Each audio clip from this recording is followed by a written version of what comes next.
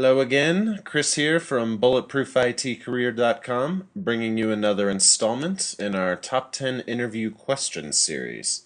Today we're going to talk about what you should say when your interviewer asks you, "Do you have any questions for me?" Well, the short answer is yes. And in a second, I'll give you some questions designed to demonstrate your value, reinforce your skills, and impress your future employers without coming across as a brown noser. Equally important is the don'ts, questions you absolutely must avoid asking if you want a real shot at the job. But first let me tell you that we've got a pretty sweet bonus for people who watch this video all the way through. It's a great free resource we've developed to make the whole interview process simple and anxiety-free. So stick around to the end. I think you're really going to like what we've put together for you. Oh, and don't worry about taking notes. We've got a PDF version of this video, as well as PDFs of all our other interview videos at the website, bulletproofitcareer.com. Go check it out and tell us what you think of the new design. So, about these questions, you should always ask questions when prompted, even if it's only, "How do you feel the interview went?" Not asking a question makes you seem disinterested in the company and your future job. They're taking the time to talk to you, so the least you can do is come up with a few thoughtful questions that demonstrate your investment in this process. It often happens that by the time you get to this part of the interview, you're pretty relieved to have made it this far without making a fool of yourself, and you start to relax a little. That is quite an accomplishment, but do not let your guard down quite yet. You can knock back that ice-cold celebratory beverage in just a few more minutes.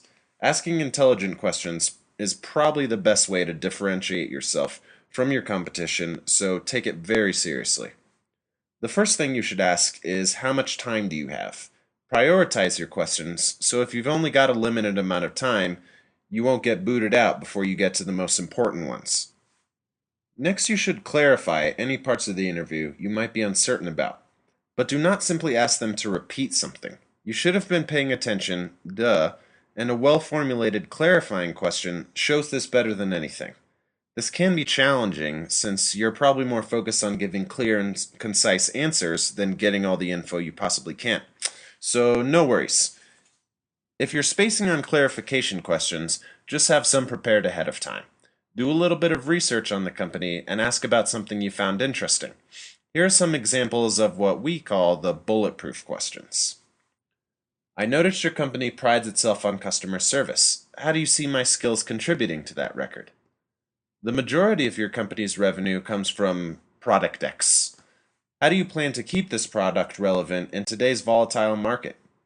I really admire your president's record of innovation and integrity. Will I have the opportunity to work directly with him at some point? All of these questions begin with a statement that shows your knowledge of the company and then prompts the interviewer to elaborate on a particular success. This format accomplishes a number of things. It shows you've put in time and research beforehand, which reflects really well on your work ethic. It also shows you're excited about the company and what they've achieved. And lastly, it massages your interviewer's ego and lets them sell the company and your skills back to you. This last part is crucial. Up to this point, you've been selling yourself to them. Now's your chance to turn the tables. The first question makes them state your qualifications back to you, which reinforces your positive attributes in their mind. According to a well-known psychological principle called commitment, a person is much more likely to follow through on a deal if they've stated the merits of the person or thing out loud. They don't want to be liars, so they'll seek to confirm their statement with action. In this case, that action would be hiring you. Another common formulation of this technique is, "How do you see me as qualified for this position?" This one's okay because it accomplishes the same thing, but the example above does double duty by showing your commitment to the company. Basically, you both get your cake, and you both get to eat it too. The second question shows your knowledge of the company and lets you get a grasp on their vision. You can follow this question with a contribution to their plan. For example, have you considered a mobile version of Product X? According to reports, profits on mobile platforms are skyrocketing. Don't worry if this sounds exceedingly obvious or even unlikely. The point is that you're interested in progress and innovation, things every company likes. The third question also shows knowledge and highlights your ambition. Even if they say, "No way, not a chance," you've still effectively communicated your drive and desire to succeed, without scaring anyone into thinking you're planning on taking over the company. Everyone likes to be flattered, and by complimenting the president or someone else high up, but not present at the interview, you can get away with flattery and not seem like an obvious suck up. Here are a few other tips for the questions part of the interview.